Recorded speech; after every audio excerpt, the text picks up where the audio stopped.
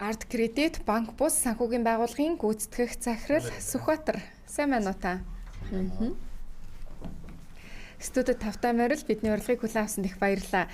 Чихвчээ зүгээд микрофоноо өөртөө баг зэрэг ортуулад тухтаа суугаарай.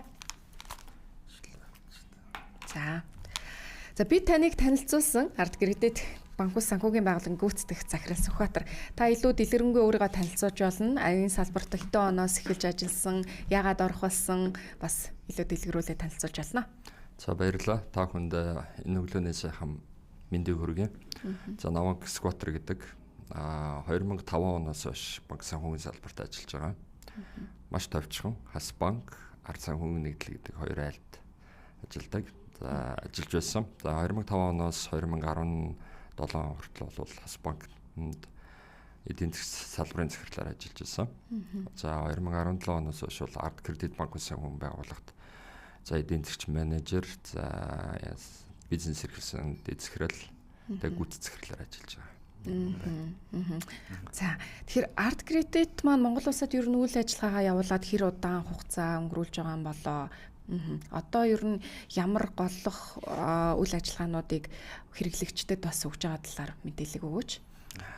За арт кредит банк санхүүгийн байгууллагын хувьд бол эргэжил бид нар 15 жил байгаа тэмдэглэж байгаа. 15 жил болж байна гэсэн үг те. За уламжлалт банк санхүүгийн байгууллага байсан. Уламжлалт гэдэг нь бол салбараар үйлчилгээг үзүүлдэг. Нэгсэнд эдийн засгч тейлер тэр нөгөө арилжагчтайгаа шууд тулаад үйлчилгээ үзүүлдэг ийм байгууллага байсан. Тэгээ 2017 оноос бол бид бүхэн стратеги финтек чиглэл рүү бол тодорхойлоод тэгээ тэрнээс хойш бол уламжлалт финтек суурилдсан одоо нэгсэнд хосолсон ийм банк санхүүгийн байгууллага болж хувирсан байгаа. Одоо энэ бид нар сая 15 жилийн хугацаанд үйл ажиллагаа явуулсан гэдэг. Одоо энэ хугацаанд бидний одоо түүхэн ололт амжилтуудаас ер нь дурдвал. За бид бүхэн арт кредит банк санхүүгийн байгууллагын эрхэм зорилгоос эхлэх нь зүйтэй байх гэж бодож байна. Тэгэхээр энэ байгууллагын эрхэм зорилго бол хөрөнгө оруулагч үндэстэн зохицлох гэдэг. Одоо группийнхан нэгдсэн зорилготой бол нэг байдаг. За групп компанийн хувьд бол бид нар тухайн банк санхүүгийн байгууллаганд банкны үйлчилгээний дээрээ бол одоо голлож түүчээ олж ажиллана гэдэг ийм одоо тэр хөрөнгө оруулагч үндэстэн зохицлох гэж байгаа эрхэм зорилгын хүрээнд бол яг банкны секторт үйлчилгээ үзүүлэх иргэдийн одоо асуудлыг шийдвэрлээд ингээд явах гэдэг ийм том үүрэгтэй зорилготой хамт олон. Тийм учраас бид нар нөгөө түүчээ олдог ажлыг бол нэлээд хийж байгаа. Бид нар Монгол банкнаас одоо банк санхүүгийн байгууллага байж Монгол банкнаас одоо 3 зөвшөөрөл авсан байж байгаа. Цахим мөнгө, за карт. Тэгээ төлбөр тооцооны үйлчилгээ гэдэг. Ингээд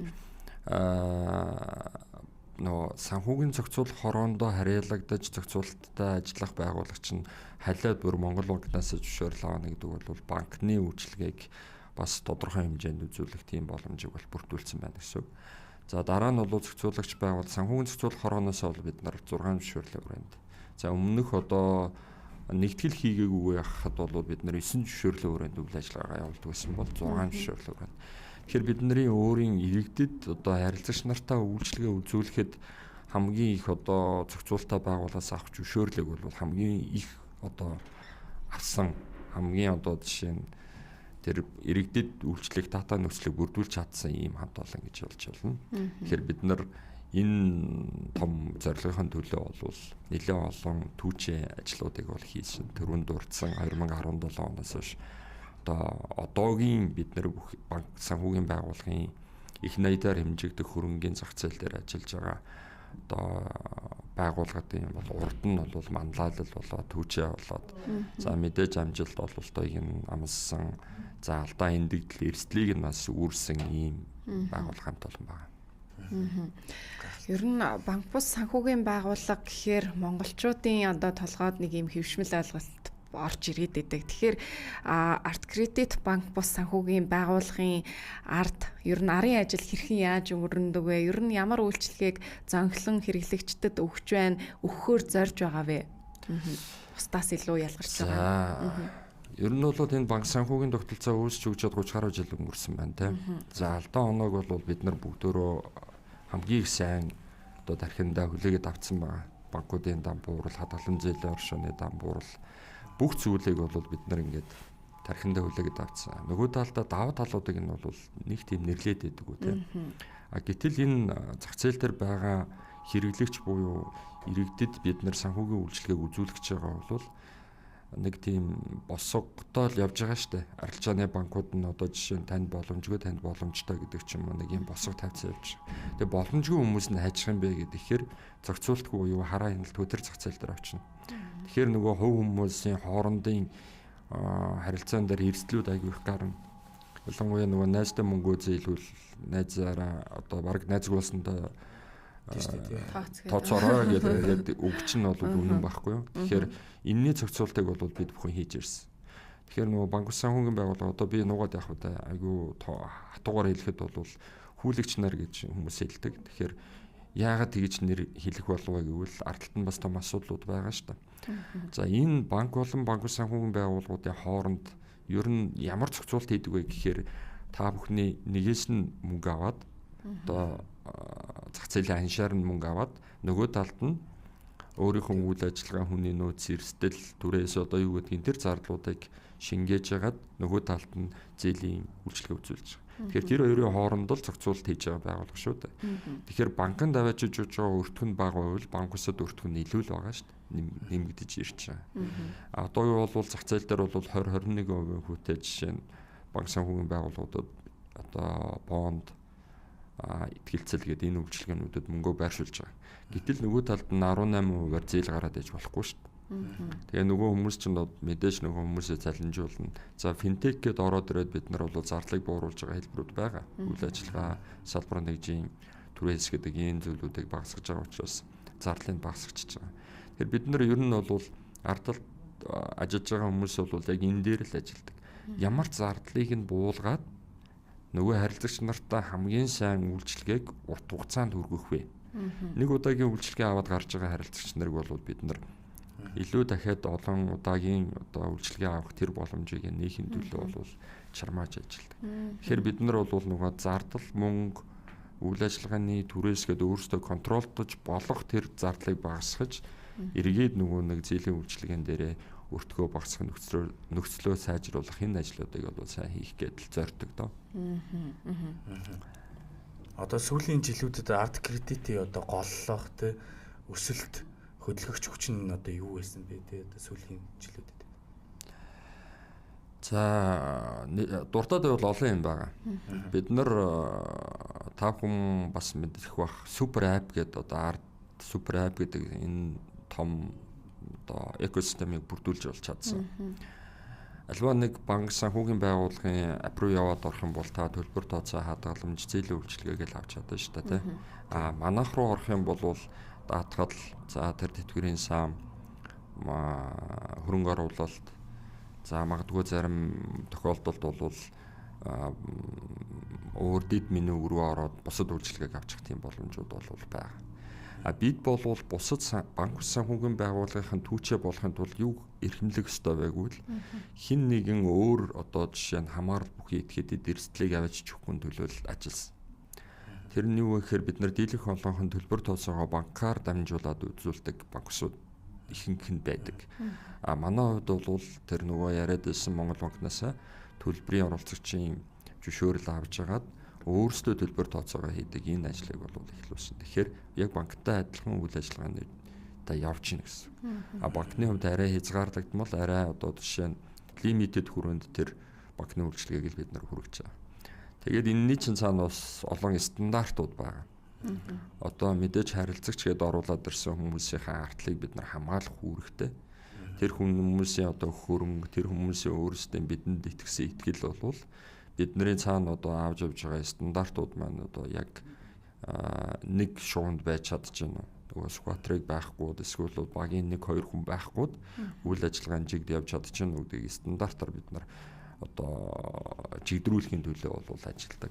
Тэгэхээр олон улсын стандартууд бид нар нэвтрүүлж байгаа. Финтек үйлчилгээ үзүүлж байгаа бол тэр шаардлагыг бас зохицуулагч байгууллагаас тавьдаг. За мэдээж стандарт маань нөгөө нэг ингээд буулгаа тавьчих болохгүй шүү дээ. Дараа жилүүдэд арай илүү сайжруулна, дараагийн үзүүлэлтүүдэд нэмэгдүүлнэ, алдаа оноогоо тэн дээр суулгана гэдэг. Тэгэхээр бид нар тэр харилцагчтай илүү одоо эрсдэл багтаа үйлчлэгийг үзүүлэхийн тулд тэр стандартуудыг бол нэлээд сайн нэвтрүүлж байна. Сүүлийн үед бол энэ виртуал зах зээл дээр байгаа гадны болон дотоодын тэр халдлагууд бас нэлээд орж ирдэг. Тэн дээр бас технологийн багаа сайжруулах гэдэг ийм ажлууд бол хийж байгаа. Өмнө нь одоо юу гэдгийг харилцагчтайгаа тулж уулзж байгаа ажлуудаа яриад ингээд босчдөг байсан бол одоо зайнаас харьцаж байгаа учраас тэрний цаана харилцагч маань яг ямар үйлдэл хийж яаж хийж. Зарим нэг хүмүүс одоо жишээ нь өдөрт яг адилхан дүнтэй 5-6 гүйлгээ хийчихвэл бид нар тэн дээр бол одоо жишээ нь хяналтаа бол тавьдаг. Тэгэнгүүт эргээгээд энэ яач юу гэдэг ингээ ороод ирдэг. Тэгэхээр цаана магадгүй нөгөө хакертцсан байх уу эсвэл эрсдэл гарсан байх уу гэдгийг бид нар хамгаалж байна гэсэн үг. Хөдөө орон нутагт байдаг. За эсвэл одоо санхүүгийн жоохон орлого багтай хүмүүстэй та бүхэн ямар үйлчилгээг санал болгодог, ямар хөтөлбөрүүдийг бас хэрэгжүүлж байгаа юм болоо Арт Кредит банк бус санхүүгийн байгууллагаас? За Арт Кредит банк бус санхүүгийн байгууллага нь өөрөө нөгөө финтек үйлчилгээ үзүүлээд явж байгаа гэдгийнхаа ардалд яг нөгөө танин баталгаажуулах энэ ажлуудаа бол уламжилт хэлбэрийг нь болохоор Монгол шуудангийн салбаруудаараа бид нар хэрэгжүүлдэг. Нэгсэндээ орон 330 сум 21 аймагт дүүрэгт байгаа хүмүүс нь тухайн ойр Монгол шуудан дээр очиод баталгаажуулалтаа хийгээд буюу би одоо энэ одоо Ardap гэдэг платформоор үйлчилгээ үзүүлэхэд асуудалгүй. Би энийг өөрөө баталгаажуулж байна гэдэг гэрэг хийдэг гэсэн үг. За сүүлийн үед бол нөгөө eKYC буюу нөгөө цахимаар өөрийгөө баталгаажуулах энэ ажлуудыг бол бид нар нэвтрүүлсэн явж байгаа. Тэгэхээр ганцхан нөгөө Монгол улс төдийгүй Монгол улсын иргэн гадаадад эргээд гадаадын иргэн Монголд ингээд ажиллаж амьдарч байгаа бол энэ санхүүгийн үйлчилгээ авах боломжийг бол бид нар илэрхийлсэн явж байгаа. Өчигдөрхөн би бас яг нэг томоохон холбооны хуралд одоо байгууллагын танилцуулгыг хийжсэн. Тэгэхээр бид нар Монгол улсаар хязгаарлагдахгүй ялангуяа гадны Европын орнуудад бид нар бас нэлээд харилцагчтай болсон байна. За Америкт бас нэлээд олон харилцагчтай болсон байна. Тэр хэдмэн одоо ямар үйлчилгээ авдаг вэ гэхээр мэдээж тэнд ажиллаж амьдарч байгаа хүмүүс манай төрөнгө оруулалтаа хийх одоо нөгөө хадгаламжийн үйлчилгээг авах. За хүүхдүүдтэй данс нэгээд хүүхдүүдийнхээ хадгаламжийг одоо нээх. За энд байгаа ах トゥ аав ээж энд байгаа хүүхдүүдтэй мөнгө төлбөрийг нь одоо шилжүүлэх энэ үйлчилгээг бол манайхаас аваад ингэ явж байгаа.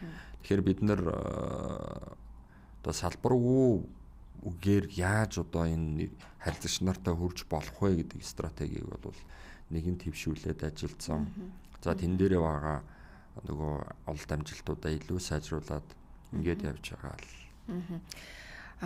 Одоо танаа Арт Кредит банк бус санхүүгийн байгууллага дээр ер нь ямар шалгуурууд байж иж те одоо хүн үйлчилгээ авах ч гэдэг юм одоо нөгөө хүсэж байгаа хэмжээгээрээ зээл авах ч гэдэг юм уу те ийм нөхцөл бүрддэг бол. За мэдээж энэ финтек зах зээл дээр бол бид нар одоогоор бол зохицуулагч байгууллагаас нэг өр урлагийн харьцаа одоо тэр хүний өөрийнх нь орлого таарсан зээлийг нөгөөрөө дарамтанд оруулахгүй шүү гэдэг энэ хязгаарлалтын өрөөнд бол яг одоо тэр скоринг үнэлгээг нь бол хийдэг. Яг түүгээр нь л одоо харилцагч нартаа бол шалгуураа тавьдаг. Дүнгийн хувьд шүү дээ тий. Одоо жишээ нь 5 сая төгрөгийн зээл авах гэдэг бол өр урлагийн харьцаагаараа та 4 сая төгрөг авах юм байна гэдэг юм шийдвэрээ ч юм уу. Магадгүй та 5 биш 10 сая төгрөг авах боломжтой юм байна. Та одоо 10 сая эрхээ нийлгээд 5 саягаа авч болно шүү гэдэг ч юм. Эсрэгээр манайх өөрөө бол одоо шууд шийдвэрээ гаргах боломжтой хэмжээ нь бол хүү болон шимтгэлийн нөхцөл дээр бид нар уян хатан байж болж чаддаг. За 3 дугаар удирдлын байдлаар банк санхүүгийн байгууллагын яг финтек зээлийнх нь жигэнсэн дундаж зээлийн хүүн бол 388 байсан. За манай хувьд бол яг одоогоор бидний 9 сарын 30-ны байдлаар жигэнсэн дундаж хүү бол $290 орцсон явж. Тэгэхээр бид нар бол салбарынхаа одоо дундажаас бол баг тэр хүүг бол харилцагч нартаа бол хангаад явж байгаа. Мэдээж нэг удаа орж ирж байгаа, нэг удаагийн үйлчлэгээ авч орж ирж байгаа харилцагч бол манайхаас стандарт нөхцөлийг бол авна. За 10 болон түүнээс дээш ингээд одоо юу гэдгийг 6 7 ч байт юм уу, ингээд олон удаа харилцсан манай бусад компаниудын үйлчлэгийг авдаг ийм харилцагч нарт бол бид нар тухайн нөхцлүүдийг бол буулгаад ингээд явдаг. Хамгийн багадаа бид нар яг одоогоор бол 1% одоо хүүг, зээлийн хүүг бол санал болгочихсон. Нэгсэндээ манад 15 жил одоо тасралтгүй бүтээгдэхүүн үйлчлэгийг аваад хамтраад явж байгаа. Илүү бидний тавьсан зорилгот бол нэгдсэн гэж явж байгаа хүнд бол 1% хүүтэй зээлийг бол олгодог. За. Та сая бас финтек гэдээ ярьж байна те. Одоо financial technology, финтек болон одоо банк ус санхүүгийн байгууллагын салбарт ер нь ямар шинэ боломжууд ирээдүйд магадгүй 5 жилийн дараа, 10 жилийн дараа гарч ирэхээр юм шиг харагдаж байгаа вэ? Таны анзаарч байгаагаар бас энэ салбарт бас олон жил ажиллаж, одоо буцалж гэдэг шиг те явж байгаа хүний хувьд бол ямар шинжилтүүд гарч ирэхээр юм шиг санагдаж байгаа вэ? Би ярианы ихэнд нөгөө Хас банкнд эдийн засгч хийж байсан гэдээ ярьсан тийм. Би 2005 онд Орхон аймгийн одоо Хас банкны салбарт эдийн засгч хийж байсан. Мэдээж миний тухайн үед бол зорилго бол яг энэ банкнд л эдийн засгчаар орох гэдэг ийм зорилгыг тавьсан. Тэгээд яг одоо манай их сургуулийн ангийн хүүхдүүдээс маань бол 1-2 нь жишээ нь банкнд орсон тийм кейс. Тэгээд тэднийг хараад би яагаад чадахгүй ч би заавал орно гэдэг ийм мөрөөдөлтэй байсан. Тэгээд яг тэр мөрөөдлөө биелүүлээд орсон. Тэгээд ороод би одоо тухайн харилцагч нарын асуудлыг шийдэхэд та бүх одоо бүтээмжээ хамгийн өндөрт нь тавиад оройтод суугаад ч хамаагүй гэхэд би нэг 11 харилцагчийн л хувийн эргийг зэгцлээд зээлийн орооны хуралд бэлдэж чаддаг байсан. Тэгээд цаана нь маш олон харилцагч нарын өргөдөл ингээд үлддэг. Тэгээ хүмүүс чинь бас хэцүү шттэ. Би өчтөр өргөдлөө өгсөн, уржигдэр өгсөн, 7 хоногийн өмнө өгсөн. Танаа тэр эдийн засгч чинь удаадаг барьдаг гэдэг ийм асуудлууд гарна. Аль болох тэр энэ нөгөө асуудлыг гарахгүй тул би орой үдс суугаад өглөө эрт ирээд ингээд асуудлаа шийдэх гэдэг ингээд сууж хахад нэг өдөр эзэн нэгэн цагт энэ хүмүүсийн асуудлыг зүгээр орж ирэнгүүт нь шууд шийдчихдэг болно доо гэдэг ийм одоо тархиндаа бодол ингээд авч исэн болвол за тэр чинь 2005 он гэдэг чинь 17 8 оны үе ихэр чинь нэг 12 3 жилийн дараа юм биш үү те. Тэгэхэд бол би өдөрт 19 оны статистикийг харсан чинь 1 сая хүсэлт манайх руу ирсэн байсан. Одоо 19 оны 1 сард бид нар 18 онд бид нар яг ардынхаа тэр аппликейшнаар зээлийн хүсэлтээ аваад одоо нөгөө тестээ хийж байгаа. Тэгээ 19 оны 1 сарын 2-наас бол шууд одоо зах зээлд нэвтрүүлсэн. Тэгээ 1 сая хүсэлт авсан байсан. Вау. Тэгээд 365 хоногт 1 сая хүсэлт манайх руу ирүүлнэ гэдэг. Тэгээд би өөрийнхөө нөгөө өдөрт 11 өргөдлийг ингээд одоо бие махбодороо ингээд сэтгэж. Тэгээд би зүгээр хамт олонтойгоо ярьжсэн нэг яг ийм л зүйл болж исэн. Тэгээ бид нар энэ олон бүтээмжийг одоо сайжруулсан ажлыг бол хийж ирж штэ гэх. Тэгээд одоо юу гэдгийг тэр Хавшин Баян Үйлгийн хамгийн саадлын сумд, Орондын хамгийн саадлын сумд байгаа үл хамааран тэр хүнийг би танихгүй. Гэхдээ мэдээж тэр хүмүүн тохирсон дүрмүүдийг бид нар оруулж байгаа тэр хүмүүст зээл олгож эхэлж байсан. Тэгэхээр финтек нь өөрөө олон давуу талыг илэрхийлж байгаа. Тэр хүний цаг завыг одоо хэлбэрчилж байна. За энэ дээр бас нэг юм одоо шууд хэлэхэд бол эдийн засгчаас хамаарж байгаа зүйлийг нь баг болгочих. Тийм биз? Одоо нэг эдийн засгчдэр материал аваач өгчөөд тэгээд нөгөөх нь бараг л одоо 7 оны шүүг бол бараг тэр хүнийхээ үгэнд ингээд одоо за одоо бүтчил байвал ингээд байж л бай гэдэг байдлаар ингээд ханддаг байсан бол тэр байдал бол багш болчих. Тэгэхээр нөгөө хувь хүний хандлага гэдэг зүйл бол багш болчихно гэдэг чинь нөгөө хүн өөрөө сайн байхгүй бол хизээч өөрийнхөө алдааг хувь хүн дээр очиод зөв болгож чадахгүй гэсэн үг байхгүй. Тэгээ сүүлд одоо FICO гэдэг онооны систем буюу франчайзыг бид нар нэвтрүүлсэн. Энийг нэвтрүүлсэн байхад одоо нөгөө танилтал гэдэг юм чинь бас баг болчих. Найраа авахгүй болчих шүү дээ. Тэгээд ирээдүйд бас тэр FICO оноонд одоо хүүхдүүдийнхээ санхүүгийн сахилга батыг сайжруулахын тулд бид нар ArtKids гэдэг бүтээгдэхүүн оруулж иж байгаа. Аавынх нь үндсэн дансан дээр, ээжийнхэн үндсэн дансан дээр орж ирээд төлбөр тооцоог нэг эхэлчихэж. Тэгээд 18 нас хүрээд нөгөө амьдралын гараан дээр яваад ороод ирэхэд нь тэр хүүхэд чинь өөрөө санхүүгийн сахилгуудтай олчиж байгаа учраас илүү сайн одоо тэр оноогоо сайжруулах боломжийг бүрдүүлж. Тэгээ олон даваа талтай яриад байвал тэглэх байх уу.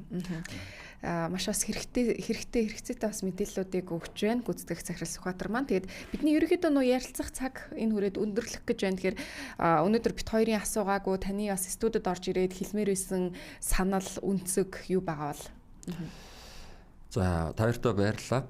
Тэгээд ер нь бол банк санхүүгийн байгууллага энэ зах зээл дээр ялангуяа нөгөө иргэдийн одоо зах зээл дээр бол маш их олон зүйлүүдийг шийдвэрлэж байгаа.